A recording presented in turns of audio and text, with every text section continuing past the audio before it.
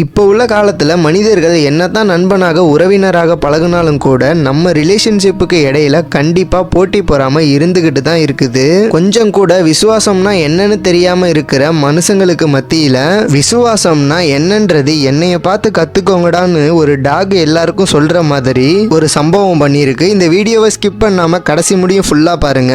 1926 ஜப்பானில் ஒரு common man ஒருத்தவர் ஹச்சிகோ அப்படிங்கிற ஒரு டாகை வளர்த்துக்கிட்டு வந்திருக்கு. அந்த ஒரு நபர் எங்க போனாலுமே ஹச்சிகோ அவர் பின்னாடியே போகுமா. அதே மாதிரி ஹச்சிகோவை வளர்த்துக்கிட்டு இருந்த அந்த ஒரு நபர் டெய்லியுமே பக்கத்துல இருந்த ரயில்வே ஸ்டேஷன்ல ட்ரெயின்ல ஏறி ரெகுலரா அவரோட ஒர்க்குக்கு போயிடுவாராம். ஹச்சிகோவும் டெய்லியும் தன்னோட ஓனர் திரும்ப வர முடியுமே அந்த ரயில்வே ஸ்டேஷன்லயே காத்துக்கிட்டு இருக்குமா.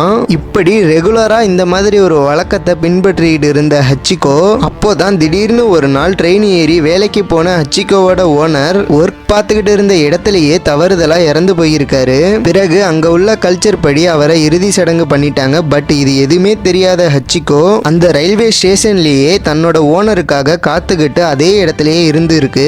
இப்படியே நாட்கள் வாரங்கள் வருடங்களாக தொடர்ந்து 10 வருடமா அந்த ரயில்வே ஸ்டேஷன்லயே தன்னோட ஓனருக்காக காத்துக்கிட்டு இருந்த ஹச்சிகோ 1935 மார்ச் 8 அன்னைக்கு ரயில்வே ஸ்டேஷன்லயே ஹச்சிகோ இறந்து போயிருக்குது. சாகர முடியும் விசுவாசமா இருந்த ஹச்சிகோவை பத்தி நீங்க என்ன நினைக்கிறீங்கன்றத மறக்காம கமெண்ட்ல சொல்லுங்க.